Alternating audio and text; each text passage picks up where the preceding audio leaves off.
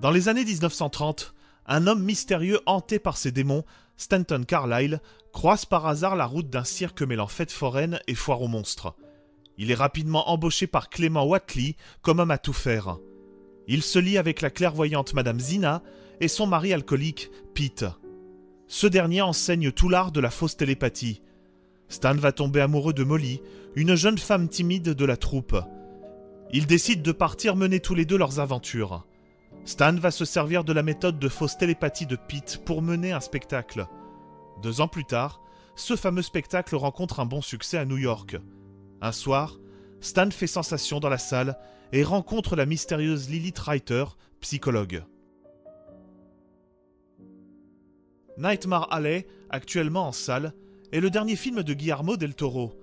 Après le triomphe de La forme de l'eau, histoire d'amour entre une femme muette et un monstre aquatique, Del Toro revient sur des sentiers plus réalistes. Nightmare Alley est un film noir ancré dans un réalisme sordide, mais qui n'écarte cependant pas l'imagerie baroque chère au cinéaste. Toute la partie située dans la foire est une succession fascinante de tableaux fantastiques, poétiques et macabres. Le cinéaste y injecte un regard social pour livrer le portrait d'individus écartés de la société. Ce sont des monstres finalement bien humains. Fous, alcooliques, truands ou voleurs, tous évoluent dans un microcosme où finalement Stanton semble se sentir chez lui. Entrez, entrez! Et venez observer un des phénomènes les plus mystérieux de l'univers. Est-ce un homme ou une bête? Seulement, cette foire ne semble pas être l'envers de la société, mais bien son reflet véritable. Contrairement aux apparences, le départ de Stanton et Molly vers New York n'est en rien une ascension.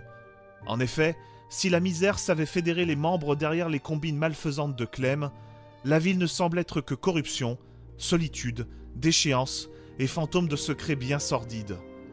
Del Toro canalise sa mise en scène, reste sobre et dresse des cadres cliniques, froids, dénués d'émotion, d'humanité même malgré les lumières séductrices de la ville. Stanton finit par croire en ses propres illusions et à se détourner de ce qui lui semblait le plus cher. La mort de son père, une obsession qui lui semblait derrière lui, n'est que le rappel de sa propre malédiction. À force de jouer avec les morts, ceux-ci finissent par nous hanter et à parfois révéler les tourments des vivants. Del Toro continue de fasciner et de distiller des idées visuelles morbides et envoûtantes. La laideur de la foire n'est en rien pire que celle de la ville et de son hypocrisie bien entretenue. Stanton ne trouve finalement sa place nulle part et se perd dans un labyrinthe mental qu'il a lui-même façonné.